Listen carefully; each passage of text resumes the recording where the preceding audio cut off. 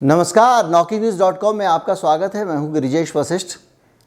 आज मैं आपको पटाखों के बहिष्कार के बारे में बताने वाला हूं और चाइनीज़ झालर वगैरह के बहिष्कार के बारे में भी बताने वाला हूं। मेरे पड़ोस में एक बहुत छोटी सी दुकान है। इतनी छोटी दुकान है कि उनकी दुकान के आगे जो काउंटर रखते हैं वो भी सड़क पे रखते हैं, और जब शाम को दुकान बंद करके जाते हैं तो काउंटर को दुकान के अंदर कर देते हैं और शटर लगा देते हैं। तो उसके बाद कोई जगह दुकान में नहीं बचती है। मनुष्य तो दूर, सामान भी उनका पूरी दुकान के अंदर नहीं आता है। सस्ता सामान वो दुकान के बाहर ही रख के ढक के चले जाते हैं, चौकीदार की निष्ठा के भरोसे। बहुत ज़्यादा कमाई उनकी नहीं है, बहुत ज़्यादा उनके पास धन नहीं होते हैं, बहुत ज़्यादा उनके पास संसाधन नहीं होते हैं। और इस बार भी वो अपनी इस बिजली की दुकान में कुछ अतिरिक्त कमाई त्यौहार के टाइम पर करके लाने की नीयत से 4,000-5,000 रुपये का सामान खरीद कर लाए थे, जिसमें ज़्यादातर दिवाली का सजावट का सामान था।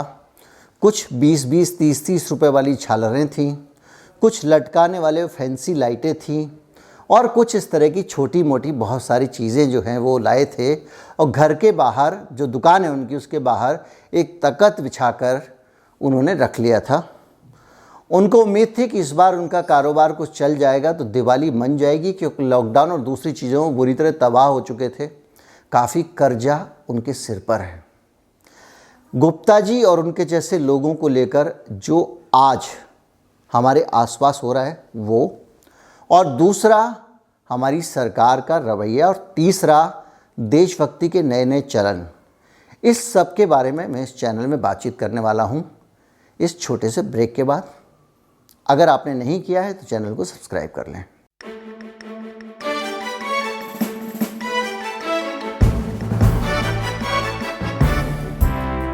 मैं आपको गुप्ता जी का किस्सा बता रहा था। गुप्ता जी ने क्या किया है कि अब वो सामान लाके 5,000 का रख लिया था, और कम से कम पिछले 3-4 दिन में उनके साथ 3-4 बार इस तरह की बदतमीज़ी हो चुकी है कि कभी कोई आता है और उनका जो तख्त है वो उलट के चला जाता है, कभी कोई उनको हड़का कर चला जाता है कि तुम यहाँ से दुकान बंद कर लो क्योंकि तुमने चाइनीज़ सामान ख़रीदा है और तुम चाइनीज़ सामान बेच रहे हो।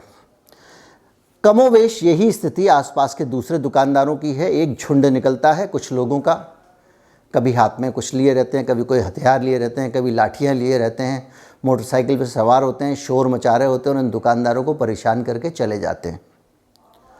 पुलिस इस मामले में ज़्यादा कुछ करने की हालत में नहीं है, क्योंकि राज्य का चलन ऐसा है कि अगर वो करेगी उसकी अपनी नौकरी पे आ जाएगा।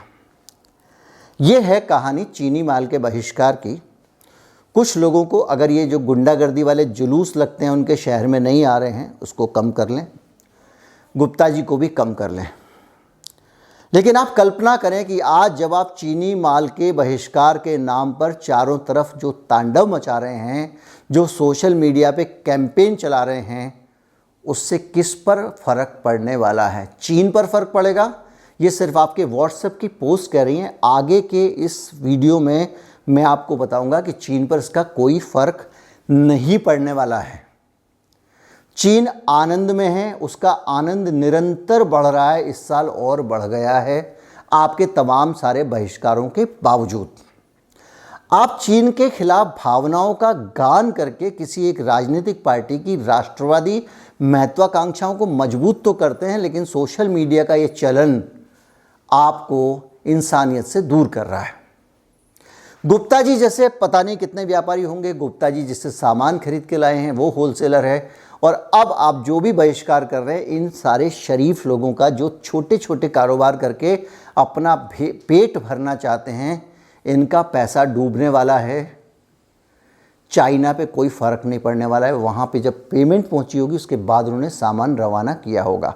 पहली चीज़, आपके आसपास के गरीब व्यापारी के पेट पर आप लात मार रहे हैं, और अमेज़न जैसे जो विदेशी कंपनियां हैं, ऑनलाइन कंपनियां, उनको आप मजबूत कर रहे हैं। पहली चीज़।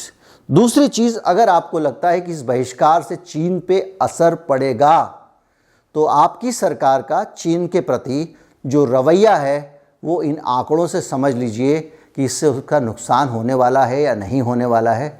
बहुत सारे आंकड़े बताऊंगा, और ये भी बताऊंगा कि ये जो जरा सा आप झालरों का बहिष्कार कर रहे हैं, इससे चीन को पता भी नहीं चलेगा कि आपने क्या किया है।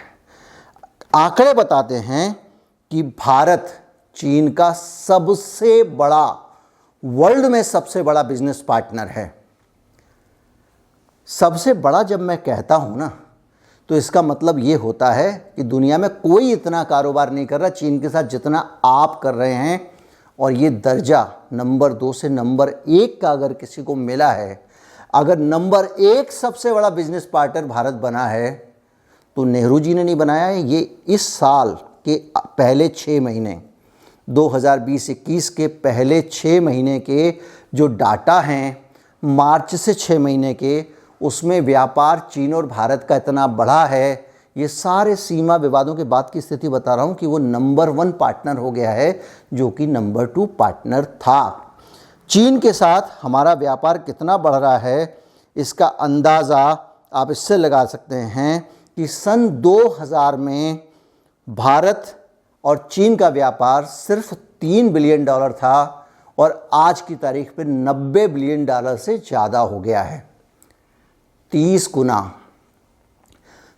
गुना ज़्यादा व्यापार सन 2000 से लेके आज तक भारत और चीन के बीच में हो चुका है। बहुत सारे लोगों को एक बीमारी है, वो हर चीज़ को इस सरकार और उस सरकार के खांचे में डाल के देखना चाहते हैं, और लगातार अब यही हो रहा है। पेट्रोल के दाम बढ़ रहे हैं तो लोग कह रहे हैं कि भाई क्या 2014 से पहले दाम नहीं बढ़े थे क्या, सारे दाम अभी बढ़े हैं तो अब आप विरोध क्यों कर रहे हैं। ठंड लग रही थी, एक आदमी चुटकुला है, एक आदमी ठंड लग रही थी, वो कह रहा था बहुत ठंड है बहुत ठंड है, तो उसको बगल वाला पीटने लग गया, बोले साले ठंड इसी साल पड़ रही है क्या, 2014 से पहले क्या ठंड नहीं थी क्या। तो ये वो वाली स्थिति है। लेकिन ऐसे लोगों के संतोष के लिए मैंने 2000 से अब तक का आंकड़ा दिया है, लेकिन फिर भी ऐसे लोगों को संतुष्ट करने के लिए आपको और भी आंकड़ा देता हूँ। 2019 में $92.68 बिलियन का कारोबार हो गया था हमारा 3 बिलियन वाले देश के साथ में। और अगर आप जाएं तो 2021 आते आते जो फर्स्ट हाफ था, उसमें कारोबार और 10 बिलियन बढ़ गया। एक साल में 10 बिलियन कारोबार बढ़ गया, एक साल में। और अगर आप जाएं कि मोदी सरकार से आने से लेके अब तक का बताता हूं मैं आपको, 2014 में चीन से कारोबार सीधा 10 बिलियन बढ़ा, 80 बिलियन तक आ गया था। 70 बिलियन जो था 2014 में, 2015 में वो कारोबार 80 बिलियन हो गया। ये रिकॉर्ड है, डाटा है। एक साल में 10 बिलियन तब बढ़ा था और अब एक साल में 10 बिलियन फिर बढ़ गया है। जिस देश से 3 बिलियन का कारोबार होता था उस देश से एक साल में 10-10 बिलियन का कारोबार बढ़ रहा है। इंपोर्ट एक्सपोर्ट का कारोबार, बिजनेस, जो चीज़ें हम बेचते और ख़रीदते हैं। अब कारोबार का मतलब ये तो नहीं है कि चीन का माल यहाँ ज़्यादा होता हो, हमारा ज़्यादा जाता हो। इसके लिए और भी डाटा मैं आपको देना चाहता हूँ कि भारत सरकार और चीन की सरकार के बीच में व्यापार को लेकर दोस्ती लगातार बढ़ी है, जबकि सरकार में बैठी हुई पार्टी के समर्थक यहाँ चीन के बहिष्कार की बातें करते हैं और वहाँ व्यापार करते हैं। आप सोचिए क्या कहें आपको, सोशल मीडिया की भाषा में यहाँ नहीं बोल सकता। और तो और भारत का जो टोटल इंपोर्ट है, टोटल पूरी दुनिया से इंपोर्ट है, उसका 14% भारत चीन से मंगाता है। और अपनी ज़रूरत का सबसे ज़्यादा इंपोर्ट, देखिए सबसे ज़्यादा इंपोर्ट कह रहा हूँ मैं, दूसरे देशों की तुलना में। दुनिया में इतने सारे देश हैं भैया, तुमको चीन ही मिलता है क्या? यहाँ लोग बहिष्कार कर रहे हैं यार, और आप कह रहे हो कि नहीं हम चीन से ही मंगाएंगे। 14% दुनिया में सबसे ज़्यादा इंपोर्ट चाइना से कर रहा है देश। और तो और मैं आपको बताऊं, हाल में भारत सरकार में और चीन की सरकार में अभी 2 महीने पहले एक बड़ी बैठक हुई है महाबलीपुरम में, जिसमें ये फैसला हुआ है कि इस कारोबार को कैसे बढ़ाया जाए। और दूसरी चिंता ये भी थी कि जो व्यापार संतुलन है वो इतना ज़्यादा दोस्ती के चक्कर में बिगड़ गया कि यहाँ से जा तो ज़रा सा रहा है और वहाँ से आ बहुत सारा सामान रहा है। हम कच्चा माल बेच रहे हैं, 21वीं शताब्दी में आ गए हैं, दुनिया के सबसे बड़े विश्वगुरु, और उसके बावजूद हम कच्चा माल बेचते हैं और वहाँ से पुराने कपड़े, फटे कपड़े मंगवाते हैं। ये भारत रह गया है। लेकिन मैं आंकड़ों से बात करूँगा, भावनाओं से बात नहीं करूँगा। भारत और चीन के उच्च स्तरीय व्यापार वार्ता व्यवस्था, भारत और चीन के बीच में उच्च स्तरीय व्यापार व्यवस्था बनाई जाए, इसके लिए ये महाबलीपुरम में बैठक हुई थी। High level economic and trade dialogue mechanism जिसको कहते हैं, वो बनाने की बात हुई थी महाबलीपुरम में। भारत में जो इलेक्ट्रॉनिक कंपोनेंट आते हैं वो 70% चीन से आते हैं। इलेक्ट्रॉनिक कंपोनेंट का मतलब ये झालर नहीं होती है, बाय द वे। जो भी आप चीज़ें होती हैं, जो आपके ट्रांजिस्टर बनते हैं, रेडियो बनते हैं, ये बनते हैं, मोबाइल बनते हैं, जो भी चीज़ें बनती हैं उनके अंदर जो कंपोनेंट लगते हैं वो 10 में से 7 आप चीन से ही मंगाते हो। और उन इलेक्ट्रॉनिक कंपोनेंट में जो कारें हैं उनके अंदर जो लगने वाले जो कंप्यूटर लगता है, मुझे इस वक्त उसका नाम याद नहीं आ रहा, ECM शायद कहते हैं उसको, वो भी इसमें शामिल है। और भी बहुत सारी चीज़ें, जितनी चिप्स हैं वहीं से आ रही हैं।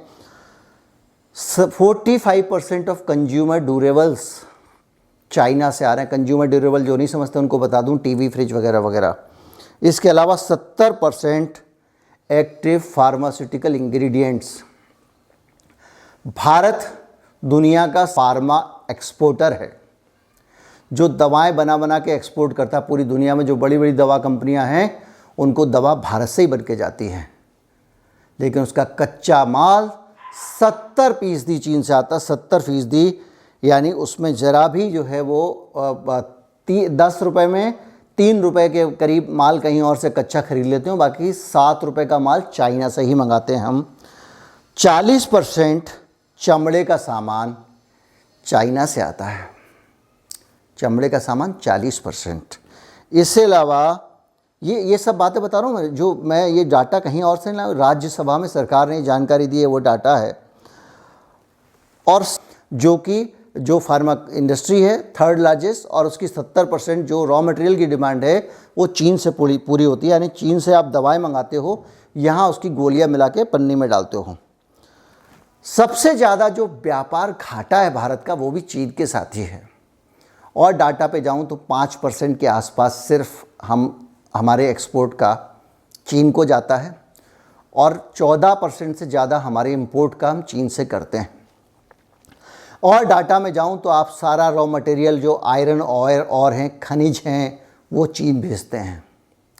आप चीन से पुराने और घिसे हुए कपड़े मंगाते हैं। आप जिसकी आप झालर की बात कर रहे हैं, वो झालर किस में आती है मालूम है? वो आती है प्लास्टिक के छोटे छोटे कंपोनेंट के नाम पे आती है, खिलौनों के नाम पे आती है। चीन से जो टोटल इंपोर्ट है, उस टोटल इंपोर्ट का 4% प्लास्टिक की इन चीज़ों में का है। और उस 4% के अंदर सारी चीज़ें आप हटा दें, छोटी बड़ी प्लास्टिक की चीज़ें जो आपको अपने आसपास दिखाई देती हैं, इसकी डब्बी, उसकी डिब्बी वगैरह वगैरह, उसका 1% भी ये चाइनीज़ झालर नहीं है। यानी 0.04% माल जो चीन से आता है, उसके बहिष्कार से आप चीन को झटका देना चाहते हैं। न्यूक्लियर पावर जो भारत की बनती है, उस न्यूक्लियर पावर को बनाने में जो मशीनें लगती हैं वो आप चीन से मंगाते हैं। आपके न्यूक्लियर पावर स्टेशंस में चीन का दखल है, और कोई बड़ी बात नहीं है कि जो सॉफ्टवेयर वहाँ आते हैं उसमें चीन कुछ ना कुछ करके रखता हो कि जब चाहे तब न्यूक्लियर पावर बनाने के काम में खड़मंडल डाल दे। मैंने आपको अपने पावर वाले वीडियो में बनाया था कि 70% जो 70 नए बिजली घर बन रहे हैं भारत में, जिसमें से 40 पे काम शुरू हो चुका है, वो सारे के सारे चीन की मशीनरी से बन रहे हैं और चीन की फंडिंग से बन रहे हैं। उनमें पैसा भी चीन ने इन्वेस्ट किया है। और उसके बाद में आप ये जो सड़कों पे जो माहौल बनाते हैं चाइनीज़ झालर वाला, इससे एक बात बताइए क्या हासिल होने वाला है? चीन का कुछ बिगड़ रहा है? नहीं, क्योंकि सरकार की तो लव स्टोरी चली रही है लगातार। चीन का कुछ बिगड़, सरकार की लव स्टोरी इतनी चल रही है कि वो अगर हमारे एरिया में घुस आता है तो हम उसको हटाते भी हाथ जोड़ जोड़ के। चीन से लव स्टोरी इतनी चल रही है कि डोकलाम की रक्षा करने जाते हैं हम भूटान के लिए और वापस आ जाते हैं। चीन से हाई लेवल का झूला झुलाई चल रही है, और आपको सिर्फ इस सोशल मीडिया के उसमें डाल दिया गया चीनी माल के बहिष्कार में, तो आप अंदाज़ा लगा सकते हैं कि आपके दिमाग का इस्तेमाल कहाँ और किस लिए हो रहा है। आप वोट देने की मशीन बन चुके हैं। आप ATM हैं जिसको किसी तरह से घुमा फिरा के उससे पैसे निकाले जाएं। एक कोड डालते हैं और आप पैसे उगलना शुरू कर देते हैं। यही आपकी मानसिक हैसियत बच गई है, ये कड़वा सच है। थोड़ा दिमाग खोलिए। मैंने जो आपको डाटा दिया है वो 5% भी नहीं है। विकिपीडिया पे चले जाइए, इंडो चाइना ट्रेड सर्च कर लीजिए, और जगह चले जाइए Indo China trade balance search कर लीजिए, चले जाइए चाइना का कितना इलेक्ट्रॉनिक में योगदान है। आपको समझ में आ जाएगा कि ये जो घुटने हैं सरकार के, वो हमेशा चीन की तरफ ही मुड़ते हैं। वो कितनी भी बड़ी बात करे, आज सबसे ज़्यादा एक्सपोर्ट अमेरिका को होता है, लेकिन इंपोर्ट हम चाइना से ही करेंगे। क्या ब्यूटी है हमारे देश के व्यापार संतुलन की। और जो भी है सोच समझ के करते होंगे, अच्छा करते होंगे, सरकार गलत क्यों करेगी। लेकिन बड़ा सवाल इस बात का है कि ये जो हम लोगों को जो बाबा जी का ठुल्लू करके पकड़ाया जा रहा है ना, ये गलत है। जो व्हाट्सएप में आपसे फॉरवर्ड कराया जा रहा है, जिसके कारण आप पगलाए हुए हैं सुबह से लेकर शाम तक, दिन से लेकर रात तक, उससे पड़ोस वाले गुप्ता जी का कारोबार ख़त्म हो रहा है। उनकी इन्वेस्टमेंट डूब रही है। उनके वो 5,000 रुपये जिसकी वो झालर लाए थे, जिससे वो 7, 8, 10 हज़ार बना लेते, अपने दिवाली 5,000 में मंगा लेते, कुछ खील बताशे फुलझड़ी ले आते, वो आपने छीन ली। और वहाँ पे चीन के साथ में सरकार दिवाली मना रही है। क्या बोलूँ, वीडियो आपको अच्छा लगा होगा ऐसी मैं उम्मीद नहीं करता हूँ, इसमें कुछ अच्छा है नहीं। नमस्कार, जय हिंद।